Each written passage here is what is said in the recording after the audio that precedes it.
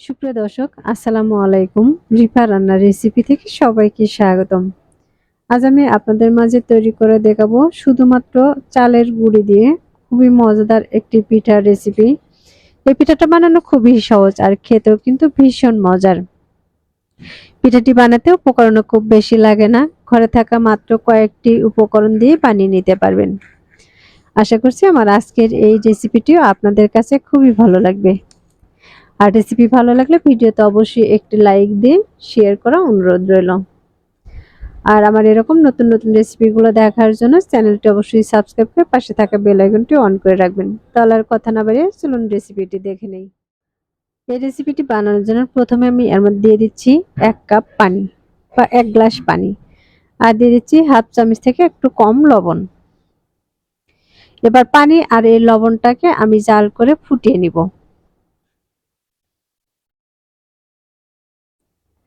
দেখতে পাচ্ছেন পানিটা কিন্তু এখন অনেকটাই গরম হয়ে গেছে। পানির উপরে কিন্তু বলক চলে এসেছে। এ পর্যায়ে আমি দিয়ে দিচ্ছি 1 কাপ পরিমাণে চালের গুঁড়া।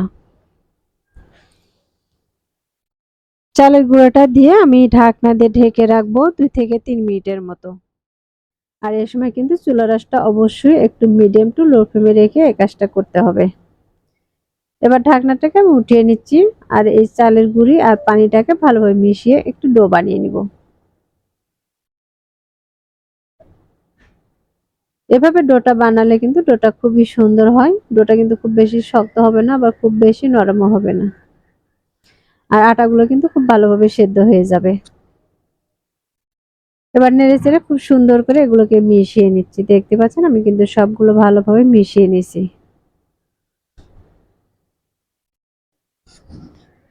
এটা একটু ঝরঝরা হলেও কিন্তু কোনো সমস্যা নেই। এটা মথে নেওয়ার সময় হাতে সামান্য পরিমাণকে পানি লেগে নিলেই কিন্তু মথে নেওয়া হয়ে যাবে। আমি আবারও ঢাকনা দিয়ে ঢেকে রেখে দিচ্ছি 4 থেকে 5 মিনিটের মতো।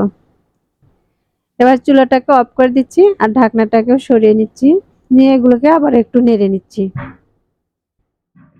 এখন আমি এখান থেকে কিছুটা পরিমাণে চালের আটা হাতে নিয়ে হাত দিয়ে একটু চেক করে নিচ্ছি এটা ভালোভাবে সিদ্ধ হয়েছে কিনা। আমার এই আটাটা নেওয়ার দেখে কিন্তু বুঝতে পারতেছেন আটা কিন্তু খুব ভালোভাবে সেদ্ধ হয়ে গেছে। এটা কিন্তু হাতের সাথে আর একদম লেগে যাচ্ছে না। এখন এগুলোকে আমি একটি বাটিতে উঠিয়ে নিব। তার জন্য আমি এখানে একটি বাটি নিয়েছি, আপনারা চাইলে কিন্তু যে কোনো ছড়ানো প্লেটেও নিয়ে নিতে পারেন। আর এটা কিন্তু হালকা গরম গরম অবস্থায় মথে নিতে হবে।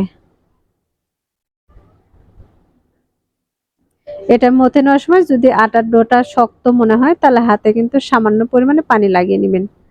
এখানে কিন্তু খুব বেশি পরিমাণে পানি দেওয়ার প্রয়োজন নেই, হাতটা একটু করে ভিজিয়ে নিলেই কিন্তু হয়ে যাবে।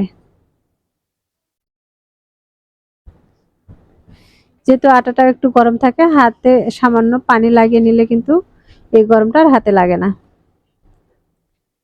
এটাকে আমি 2 থেকে 3 মিনিটের মতো মথে নিয়েছি আর মথে কিন্তু দেখতে পাচ্ছেন খুব সুন্দর করে একটু ডো বানিয়ে নিচ্ছি।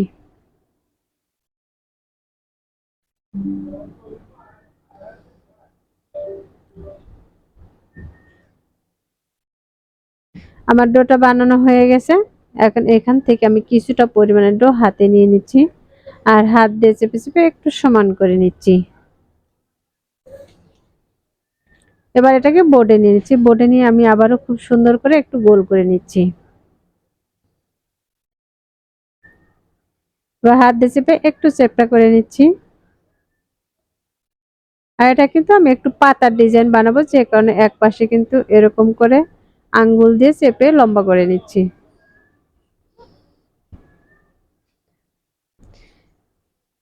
এই পাতার ডিজাইনটা করার জন্য কিন্তু কোনো রকম সাজ বা ফর্মার প্রয়োজন হবে না, হাত দিয়ে কিন্তু এই ডিজাইনটা করে নেওয়া যাবে। দেখতে পাচ্ছেন আমি কিন্তু একটু পাতার মতো বানিয়ে নিয়েছি। এখন এর উপরে আমি একটু কাটার দিয়ে ডিজাইন করে নিচ্ছি। আপনাদের হাতের কাছে যদি খেজুরের কাঁটাটা না থাকে এখানে কিন্তু সুই দিয়ে বা টুথপিক দিয়েও এই ডিজাইনটা করে নিতে পারেন।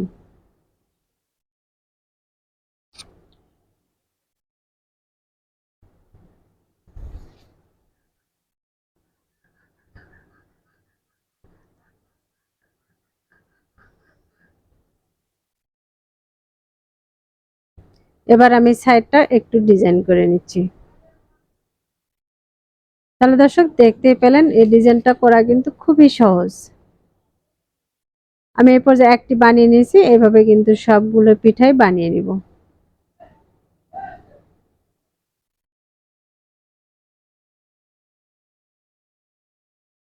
এই পর্যায়ে কিন্তু আমার সবগুলো পিঠা বানানো হয়ে গেছে। এখন এই পিঠাগুলোকে তেলে দিয়ে ভেজে নিব। আপনারা এই পিঠাগুলো কিন্তু ভাজার পরে মিষ্টি দিয়েও খেতে পারেন, আবার কিন্তু এমনিও খেয়ে নেওয়া যাবে। চুলায় একটি ফ্রাই প্যান বসিয়ে দিয়েছি আর এর মাঝে তেল দিয়ে তেলটাকে হালকা গরম করে নিয়েছি। এখন এই গরম তেলের মাঝে আমি এক এক করে দিয়ে দিচ্ছি। তেলটা কিন্তু খুব বেশি গরম করে নেওয়া যাবে না, যখন হালকা গরম হয়ে আসবে তখনই কিন্তু এই পিঠাগুলো দিয়ে দিতে হবে। আমি পিঠাগুলোকে প্রায় 3 থেকে 4 মিনিটের মতো ভেজে নিয়েছি। আর এর মাঝে কিন্তু বেশ কয়েকবার এভাবে উল্টিয়ে পাল্টে ভেজে নিয়েছি। দুপাশে খুব সুন্দর কালার করে ভেজে নেব। দুপাশের খুব সুন্দর কালার আসলে দেখা যাবে পিঠাগুলো কিন্তু খুবই মুচমুচে হবে। এই মুচমুচে পিঠাগুলো কিন্তু আপনারা চাইলে চিনির শিরা বা গুড়ের শিরা বানিয়ে তার মাঝে দিয়ে খেয়ে নিতে পারেন। আমার যে পিঠাগুলো আগে ভাজা হয়ে গেছে সেগুলোকে উঠিয়ে নিচ্ছি। আর এই একইভাবে কিন্তু বাকি সবগুলো পিঠা ভেজে আমি এখানে উঠিয়ে নিয়েছি। দেখতে পাচ্ছেন পিঠাগুলো বানানোর পরে কতটা সুন্দর দেখা যাচ্ছে। পিঠাগুলো কিন্তু খুবই আকর্ষণীয় আর এগুলো খেতেও কিন্তু ভীষণ মজার। এবার আমি আপনাদেরকে এখান থেকে একটি ভেঙেও দেখিয়ে দিচ্ছি এটা কতটা মুচমুচে হয়েছে। আমার ভাঙা দেখে কিন্তু বুঝতেই পারতেছেন এই পিঠাটা কিন্তু অনেকটাই শক্ত আর অনেকটাই কিন্তু মুড়মুড়ে। তাহলে দর্শক, আশা করছি প্রতিদিনের মতো আমার আজকের এই পিঠার রেসিপিটিও আপনাদের কাছে খুবই ভালো লেগেছে আর সহজে লেগেছে। রেসিপিটি ভালো লাগলে ভিডিওতে অবশ্যই একটি লাইক দিয়ে শেয়ার করার অনুরোধ রইল। তাহলে আর কথা না বলে আজকের মতো এখানেই বিদায় নিচ্ছি। সবাই ভালো থাকবেন, সুস্থ থাকবেন আর আমার নিয়মিত রেসিপির সাথেই থাকবেন। আল্লাহ হাফেজ।